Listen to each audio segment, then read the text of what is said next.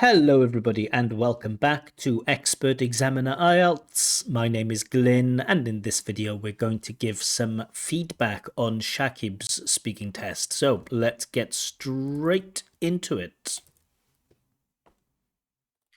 Good evening. My name is Glyn. Would you please tell me your full name? Okay, good evening. My name is Alamguru Sain Shakib. You can call me Shakib. Okay, thank you. Now, in this first part of the test, I'm going to ask you some questions about yourself. Where are you from? I'm from Hobbyganj. It is situated in Bangladesh. It is a small uh, but beautiful town. Okay, so nice development. Nice length of the answer. Problem is that the language doesn't come out very quickly. Or not that it's not quick, it's just that it's broken up. So there's a lot of pausing already. With part one, when we get to part three, we expect a bit of pausing while candidates really wrestle with the content, try to find an idea. But when you're asking, like, where are you from? This should be this should be very, very straightforward. I'm from a small town in Wales. It's called Caerphilly. I guess you haven't heard of it. It's not very popular. We shouldn't have too much pausing between the answers. So I think the candidate's fluency might suffer. Small and beautiful town. And what's the best thing about living in this place? Uh, Actually, it's a small town, but there are lots of natural resources like trees. So just notice the intonation, and always remember, when I do this intonation, I am not making fun of the candidate. I'm just showing you what I hear. So let's just go back. I'll repeat the candidate's answer, and then I'll just show you what the intonation sounds like. Town, small and beautiful town. And what's the best thing about living in this place? This intonation.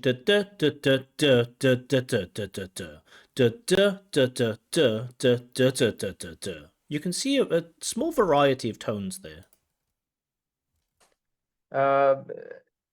Actually, it's a small town, but there are lots of natural resources like trees, gardens, A little bit. especially tea garden. Tea garden. So a little bit of intonation in there, but not too much. It's kind of flat. And again, we have quite a few problems with the candidate pausing in the middle of the sentence. We are actually we are producing I think the candidate now has used actually 3 or 4 times. so many tea, not only in Bangladesh. Candidate is also stumbling over his words, right? So you think of like the type of band 9, band 8, band 7 type of speech, and it's like a person walking. Maybe band 9 is almost like a person running. And I don't mean the speed, I just mean the flow. But when we get down to, sometimes band 6 and especially bands 5 and band 4, we get the walk and then we get the tripping up. And then they walk a little bit further and they fall a little bit, and they walk and they fall, and they walk and they fall. And you can hear that in the candidate's language. Just one more time. We are producing so many tea, not only in Bangladesh but also other countries. We export. Oh. And are there any famous people from your town? Yeah, there are lots of famous people. So to get the word famous out, which is a word in the question, takes the candidate 3 attempts to do this. There are lots of famous, so 3 attempts to use the word famous. Are living in are from our hometown. One of them, I can say, Mr. Rakib. He is a reputable Gained 3 attempts to use the word reputable. Businessman of our country. And I do like that word, a reputable businessman. That's a nice collocation. A reputable businessman shows some, good vocab. Your town have a lot of visitors. Yeah, people around our country, they visit. Notice how it doesn't seem, and now I know it's not true, but in terms of emotion, it seems like the candidate is bored or unenthusiastic or doesn't care about the test. I know that's not true. Shakib's a really, really nice guy.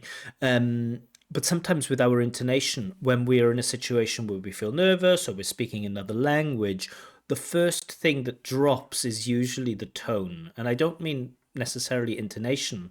I mean how emotive we sound. A big part of that is intonation, but it just doesn't.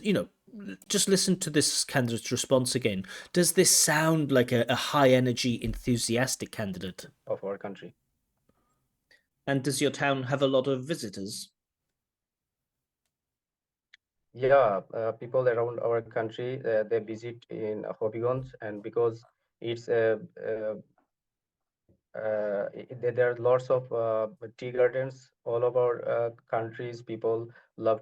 So even forgetting about the fluency a little bit, it just feels a little bit low energy. And I know it can be difficult, especially if you are, B2 or lower. It can be really, really difficult to express an emotive range in your speech. But ultimately, if you want the seven, you have to. That it's part of natural communication, part of speaking. Sometimes, there are parts of the IELTS test, huge parts of the IELTS test that are like measuring your ability to use English.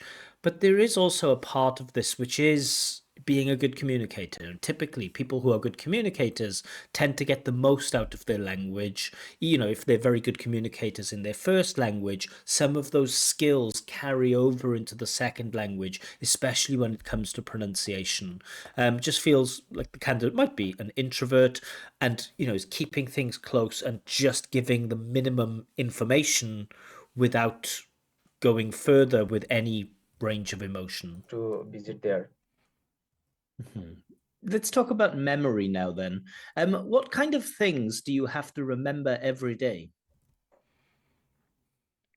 I remember lots of things in like about my childhood. So I remember lots of things about my childhood. That's not quite what the question asks. What type of things do you have to remember? So when you have to remember things, it's about like obligations to do things, right? Like you have to remember to, I don't know, lock your door when you leave your apartment, or you have to remember to go to the shop to pick up, bread, or you have to remember to call your parents when I don't know, every day or something. Those are the obligations. We're not talking about exactly, remembering childhood details. So, it's not a big deal, but just a slight misunderstanding. And how was uh,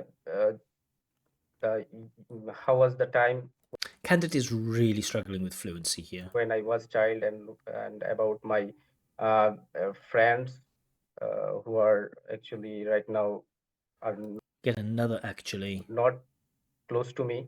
They are living far away, and sometimes I miss them. And are you good at remembering people's names? Not actually. Another actually. I think from here on in, the candidate will use at least one actually in every question. Everyone has a little bit of fingerprint language. Some of mine include definitely or certainly, and I try to become aware of that, and I try to stop using some of those words or overusing those words. For you, Shakib, the word actually, you have to use it less. It gets to the point where it might be a candidate might not notice it, but if a candidate, sorry, an examiner might not notice it, but if an examiner notices it once in part one and then hears you using that word actually, probably in this test, I would imagine you use it at least 30 times. If anyone really wants to do some research, count how many times Shakib uses the word actually in the whole test. I imagine it's about 30 times, and that's just too much. Uh, I am very bad at it.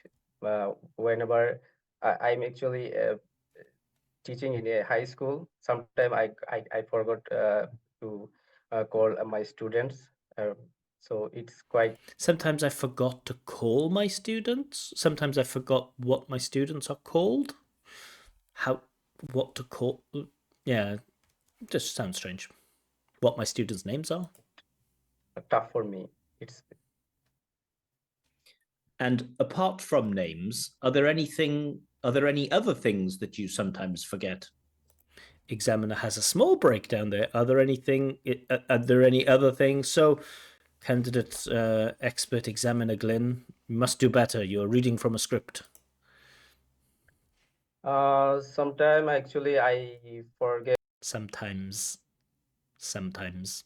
to pick up um, Pick up is good. uh, any shopping materials. Like whenever I go to uh, market, sometime I forget to Sometimes I forget to. Talking about present in general, not sometime I forgot to. So a little bit strange with the grammar. Are we talking about present time or past time? bring any anything which actually my mother or my sister uh, I think in this answer we've had four actuallys, at least three, maybe four. suggested to uh, take. So sometime I forget to pick up. Candidate repeats his ideas, and this often happens. If candidates don't have great fluency, they can't develop the answer fully, and so they just repeat the ideas. Now, we see this a lot more with very lower level learners. If you I've done some examining with like A1 and A2 exams, and here, I mean, it's absolutely fine for those levels. You hear things like, shopping is fun because shopping is fun. And that type of. I'm not saying Shakib is there. Shakib's level is obviously much higher than A1, A2.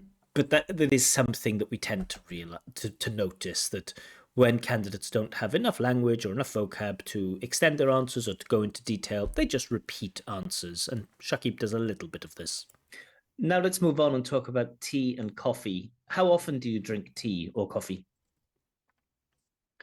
I actually drink tea a lot because teas are available in our area. As I mentioned before, that there are so many tea gardens and tea are also grown in our country, in our area.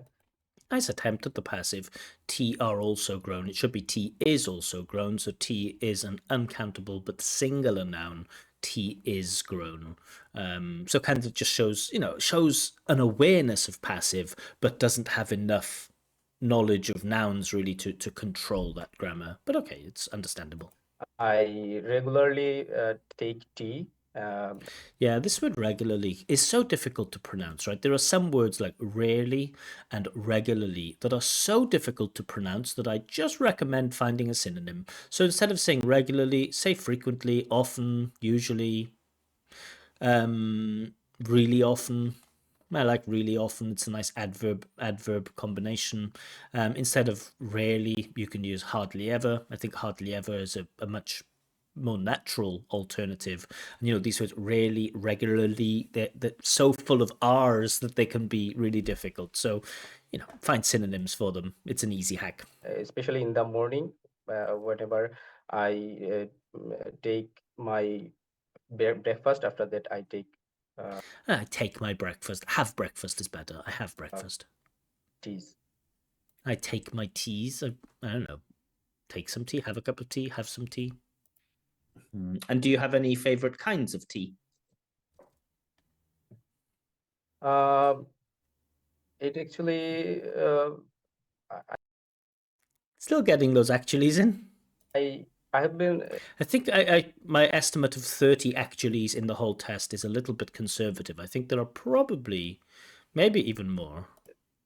I'm not actually very fond about the specific.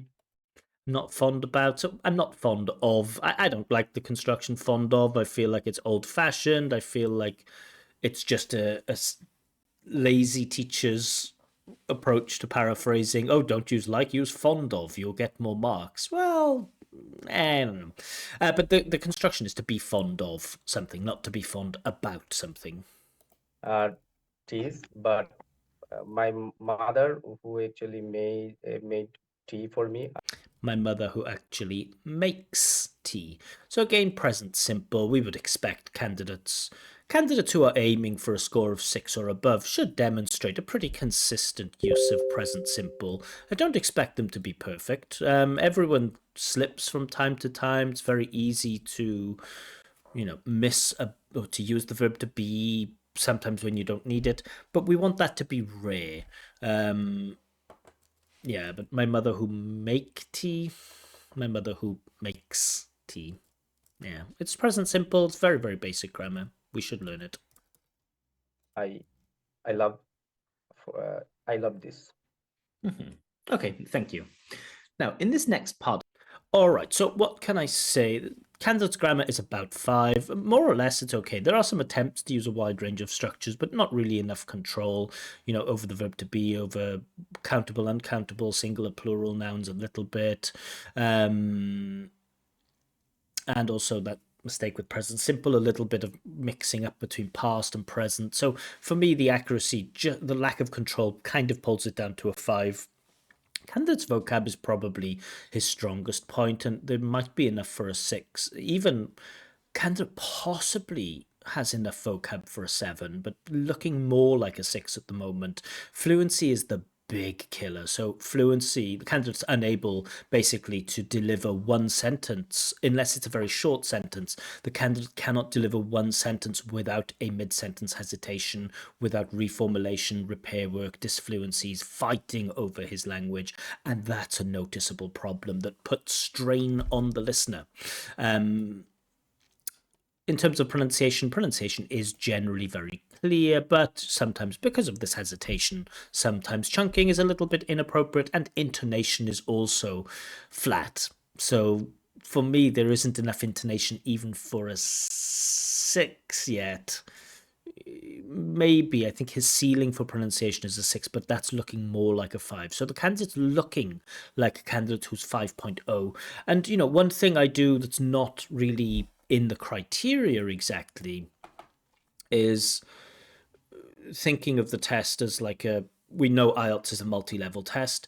The target level for part 1 is approximately A2, B1. And so we would expect A2 candidates to have difficulty, but B1 candidates should be relatively comfortable.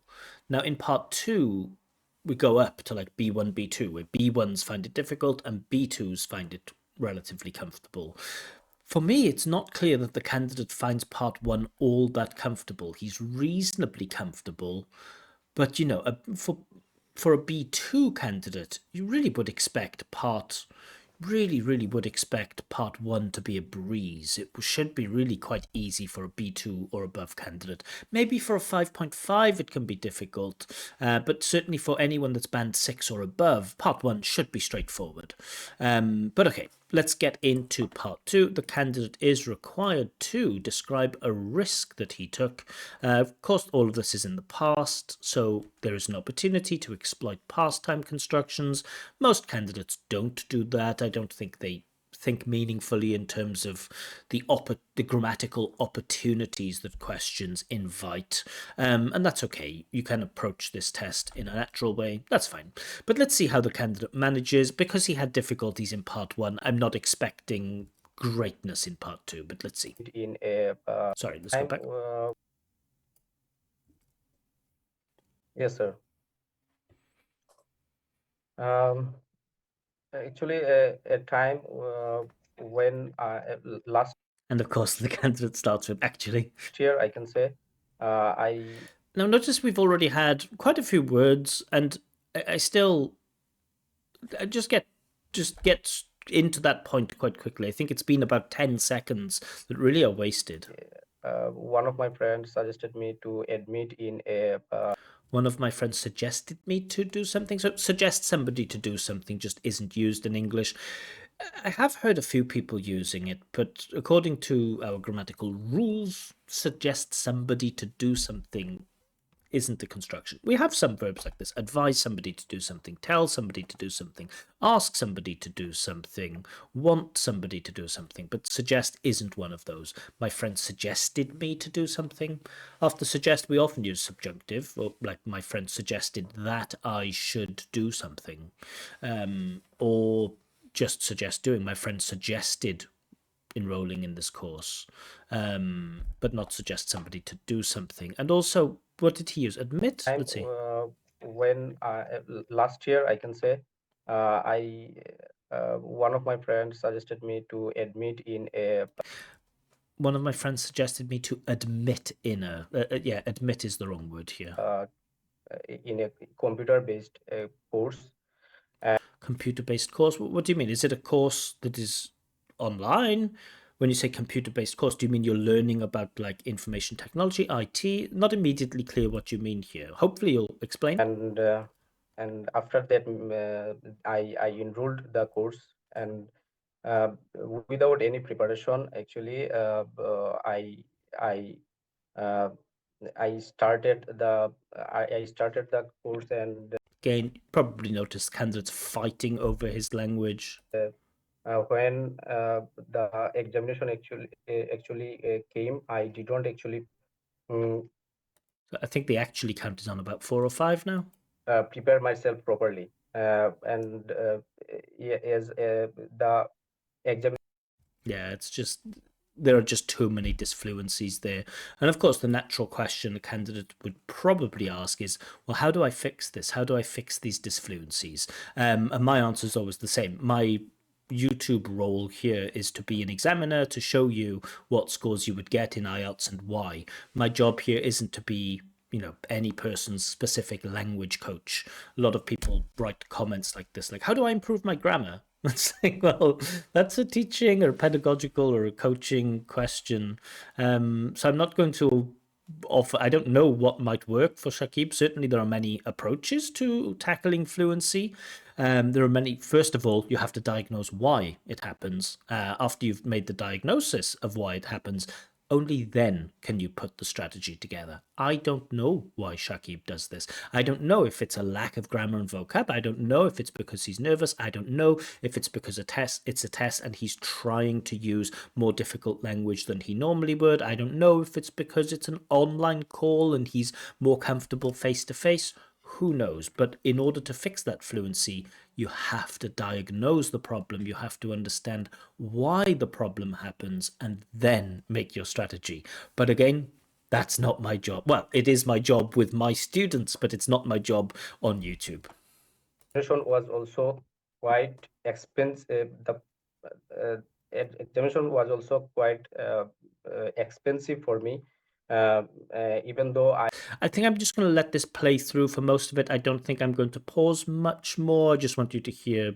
I just think it's going to continue in the same way. I didn't actually practice myself properly, and I set for the examination, so which was actually risks for me to in The word is risk, not ricks, but risk. The S, k, not k, not ricks, but risk. invest so much money on the course and admitted and sit for the exam. I don't know about you guys, but I'm totally lost now with the meaning. I understand that a candidate decided to enroll on a computer-based course, whatever that is, without any preparation. But now when it comes to the detail, the candidate's using a lot of words, but not really getting the meaning across. Is set for the examination. It was quite I actually didn't expect to sit for the examination, It was quite, I didn't expect to sit for the examination, which is was was which was not appropriate for me. which was not appropriate for me. So when you, even if you write all of those words down and read them back, you just think, well, this seems like an unconnected set of individual words and phrases. I mean, there are attempts at sentences in there, but the sentences are so blocked up by repair work when you start saying and then you stop and you go back and then you fix and you, so if you say something, and again, this isn't making fun of this candidate or other candidates, but you have a direct answer. What is your favorite sport? My favorite sport is football because I always played it when I was a child and I like watching it on TV, right? Versus what is your favorite sport? Oh, my favorite in school, I when I was younger, I in with my friend on the TV, I so there are a number of phrases that are competing with each other, about 5 different ideas competing with each other, and it's almost like the candidate is trying to answer 5 different questions at once and just randomly putting a bunch of phrases in which are blocking each other. You have to, well, again, I don't know why it happens, but you have to understand why this happens, and you have to learn how to speak in a controlled way using clauses, using sentences. at that time. But I I just enrolled and set for the examination, and whenever I started to I started for the preparation of the examination. At that time, I got stuck, and I did not actually I did not I did not uh, I did not prepare You can see this too, right? This attempt that I did not, I did not, I did not, I did not. myself properly, and Okay, thank you. and after that, Thank you. whenever Again, no examiner likes doing that when you look at your watch and you say, oh, it's been 2 minutes and now it's 2:05. Sometimes you allow a few extra seconds if you feel like maybe the candidate's about to finish. But if it's not, the examiner just has to say thank you. Nobody enjoys doing it, I promise, but we have to. We have time limits. We after 2 minutes we have to say thank you whether you finished or not. It's nothing personal. It's nothing against you. It's not like, oh, I don't want to listen to this anymore. No, we have time limits and we have to say thank you and then get into part 3. So a bit of a disaster with coherence here, where I didn't really follow the main idea. There's a lot of language phrases competing and blocking each other. It makes the turn very busy but difficult to follow. Yes, intonation still quite flat. I guess the candidate will struggle with part 3, but let's take a look at it. Probably we won't listen to every question. With the lower level candidates, or with the candidates who are not getting 6 or above, I don't really feel like there's a need to listen to everything in part 3. All right, so you've been talking about a risk that you took. Let's move on and talk about risks in general. Why do some people like doing dangerous things? uh, s- some people actually do dangerous things because they want to prove themselves. So It's a good point. They want to prove themselves, but I think examples would be nice. I think this is the reason to take any dangerous risk. It's not a fully developed answer, is it? We get like the main point and then a summary of the main point. Can you give some examples of what you mean here?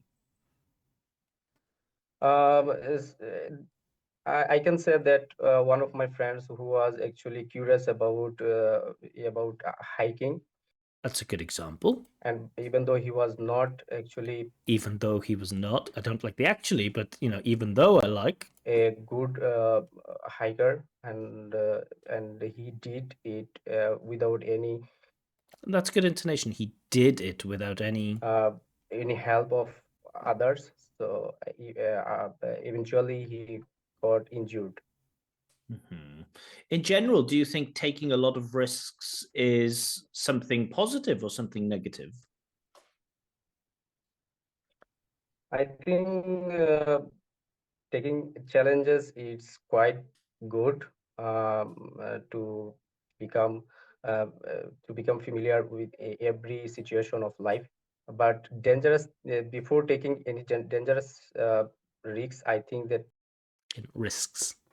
Kind of difficult to say, right? The risks, risks. Tough. people should think twice. Okay, people should think twice. That's some nice idiomatic language. I think the candidate does have it. I think, the English in his brain, he probably has quite a lot of English in his brain. I don't think this performance really really is a good example or is a clear example or an honest example of this candidate's level. I think in his brain, his English is quite good. It's just his speaking skills in this test are quite weak. Because there must be some injury issues. And how do you think parents should teach their children about risks? Yeah, parents also uh, suggest or guide their Yeah, there is also suggest. Just sounds strange. There is also suggest. There is a suggestion, perhaps? children to take risks of their life, because uh, without any uh, without taking any risks, they might be fear of their life, and they couldn't actually get a uh, Without taking any risks, there could be a fear of their life. Not quite sure what you mean here. risks, or take any risks in the future. So it will be very familiar for them to overcome from any tough situation in the future. Yeah, I didn't quite get the answer there. And who do you think in general is more interested in taking risks, men or women? I know that in 2024 that question could seem a little bit provocative, but I think it's okay. Men or women, it's okay.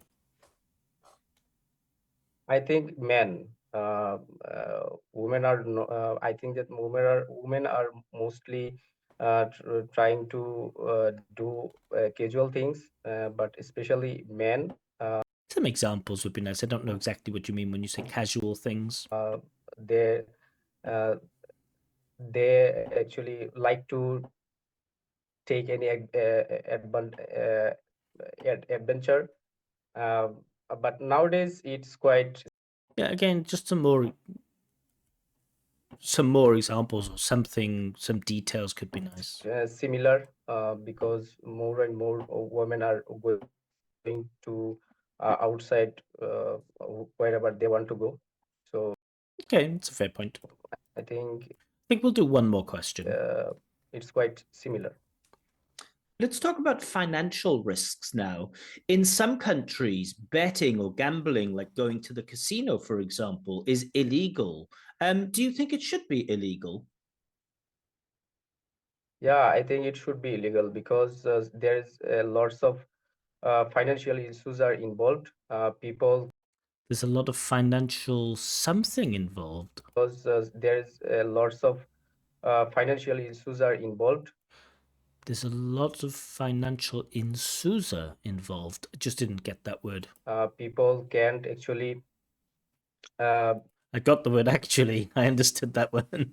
uh, sometimes people lost their whole investment Sometimes people lost, sometimes people lose. No, are we talking about present or past? Maybe some people have lost is okay. Maybe it's okay. and whole savings, so it might help affect their mind as well. So we Okay, you're kind of showing that financial investments or betting like this can be risky and you can lose your money, but really want to go into that thing about why it should be illegal. which will affect their future, and We know that losing money is bad, but the question is really over: should people have the freedom to choose to do that, or is it so bad that the government should shut it down?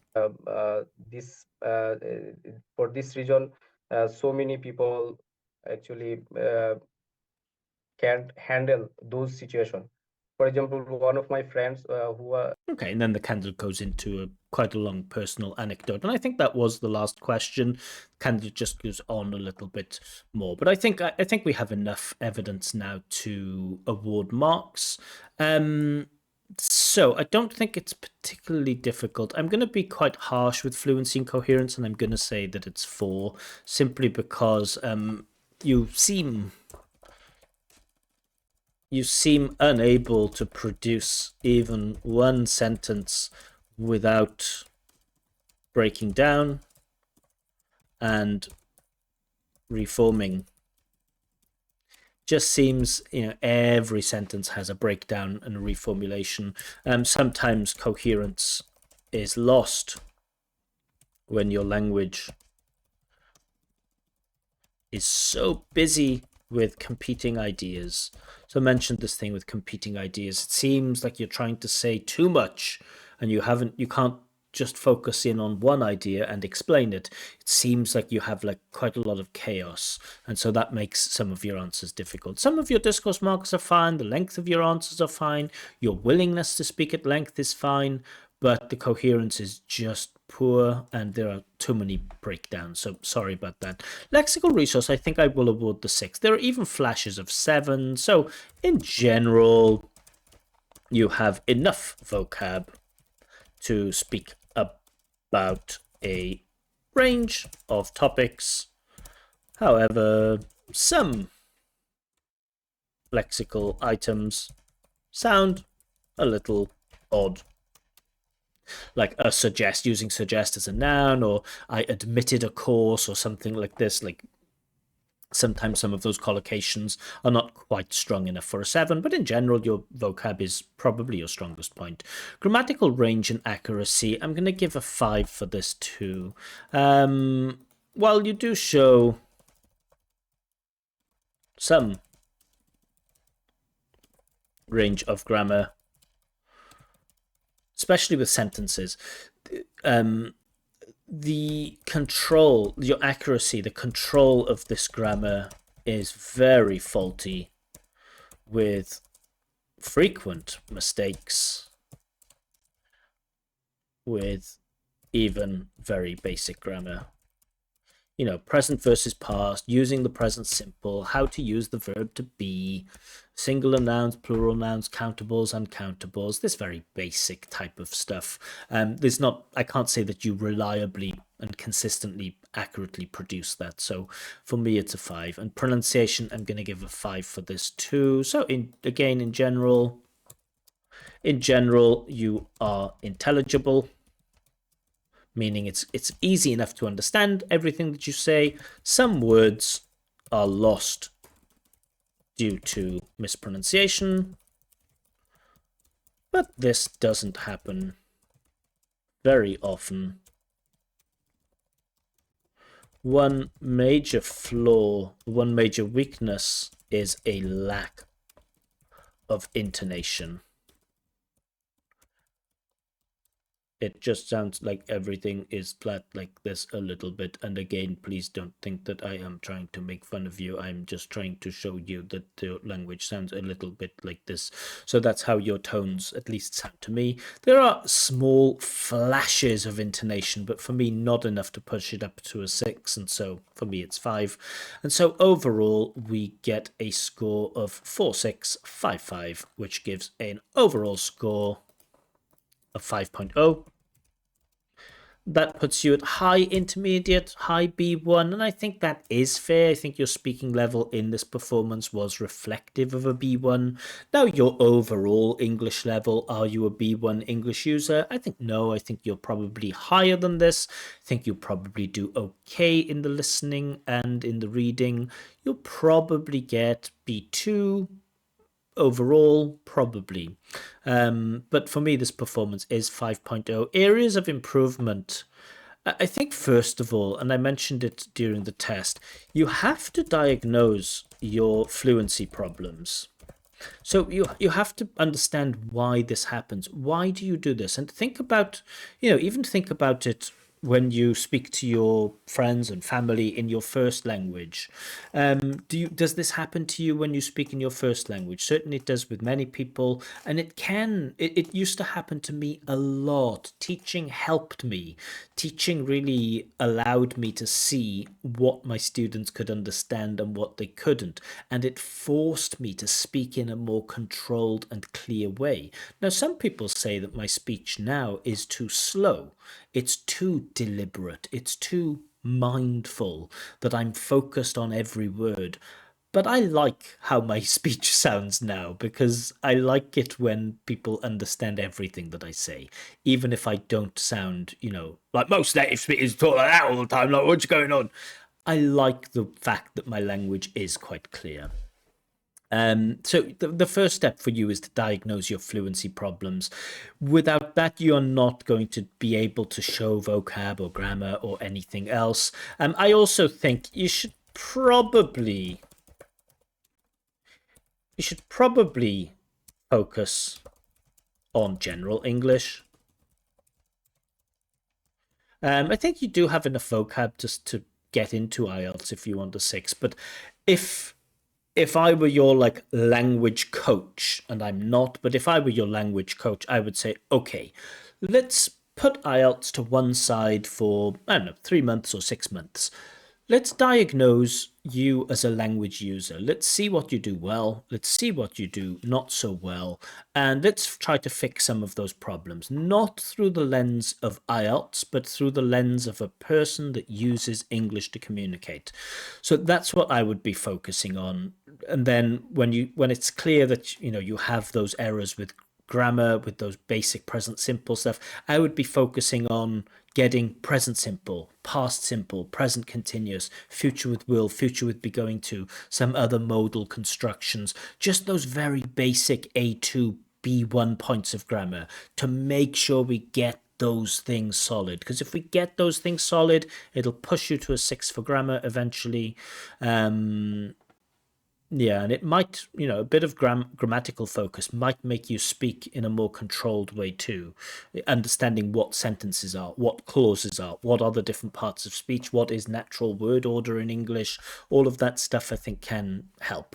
So yeah, my advice would be to forget about IELTS for the moment and focus on becoming a better communicator in general in English, and then after that going back into like IELTS techniques. But that's my advice. Not everyone has that time frame, and if the candidate only needs a score of 5.5 in the IELTS test, then fine, go and take the test. You'll probably get 5.5.